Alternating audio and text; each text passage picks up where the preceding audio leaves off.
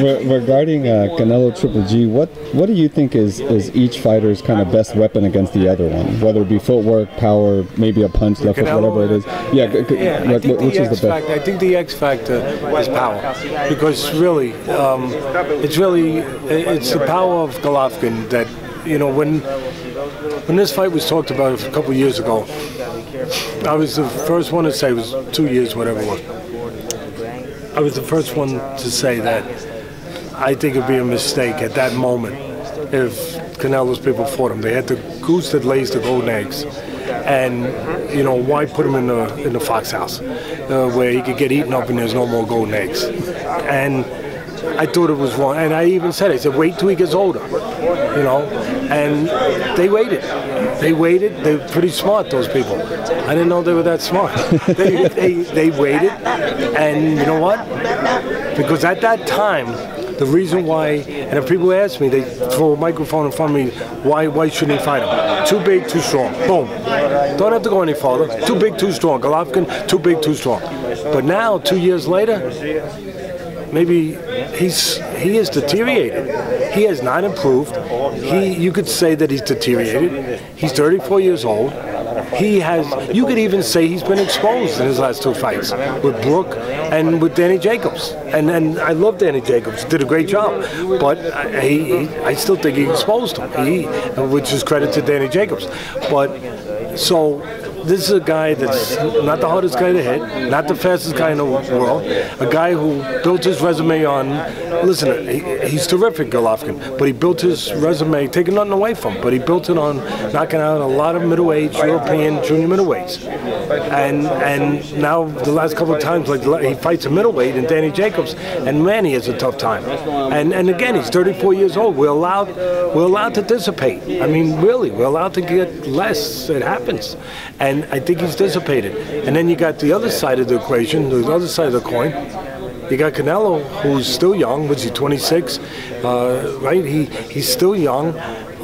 He's getting better. He's shown improvement. He has shown improvement defensively. He's been able to incorporate that into his game, and I think it's a much closer fight than it would have been 2 years ago.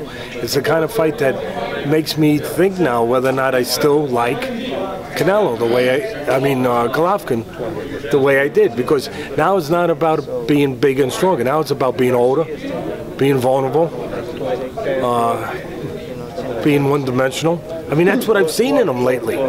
You know, now, but it still comes to that X factor power, that Canelo has to diffuse that power, has to avoid that power. Probably in the right hand for the most part, right? I mean, the power for the most part it would be the right hand. Canelo's been vulnerable to right hands, and that's where Golovkin looks to load up. He has to be able to avoid that if he's going to win this fight. So it starts there. Then it goes to places like, well, let's switch around here. Let's trade places. That's kind of like that Eddie Murphy movie, Trading Places, years ago, where he went from, Aykroyd, right? Yeah. He went from the street to being a stockbroker. They traded places in life. Well, maybe now, instead of looking at the vulnerability, we looked at Canelo being a smaller guy. Maybe now we look at that 2 years later as a positive, as an advantage. He's the quicker guy. He's the more mobile guy. He's the more dimensional guy. He's the more improved guy. Wow. Maybe he's the more confident guy. I mean, he's at his highest confident place that he could be at right now.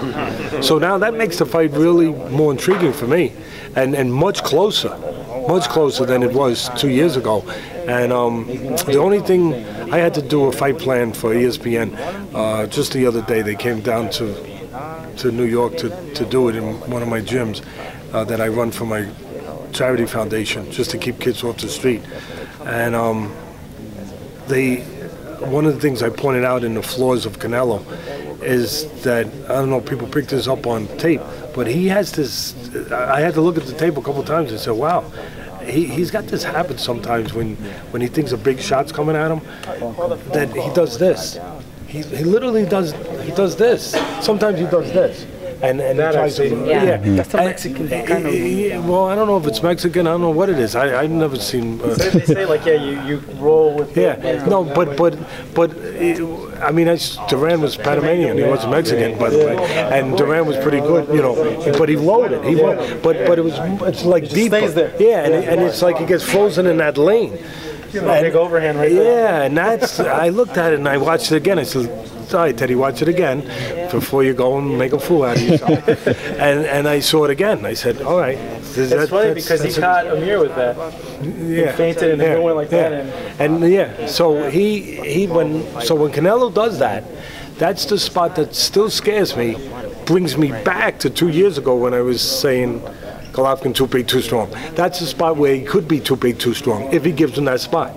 If he can eliminate that flaw in his game for the whole night, then I could see Canelo winning a fight. But that's a big if. Well, you don't think he's been doing for the past 2 years? Why would he just change it out of nowhere for Golovkin? I mean, something you just can't change is a habit, a good or bad habit. You can change anything, my friend, if you're aware of it.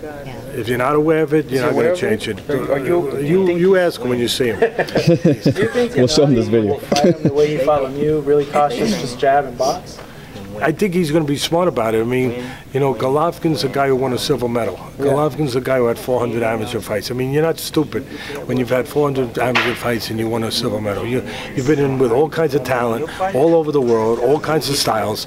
Your approach is usually a contained, focused, proper approach whenever you get in that ring and what it needs to be. And I'm sure that his approach will be what it needs to be, to use the jab, stabilize the quicker guy, theoretically, the quicker, more mobile guy, maybe even lower the jab down to the chest instead of the head, you know, where you can stabilize him, keep him in front of him a little bit, control range. You know, I'm sure that he's not just going to go in there and say, I'm landing a punch, I'm going home. Yeah. Does their sparring 5-6 years ago, does that matter at this point? No, because we've seen it before. We really have. The history of boxing has shown us that there's guys that have sparred with guys and done really well. And then guess what? They get in the ring with them 5 years later, and the guy is not a guy. He's not a kid no more. He's a man. He's a mature, grown-up, professional fighter of a different level. And oh my God, it's a different story.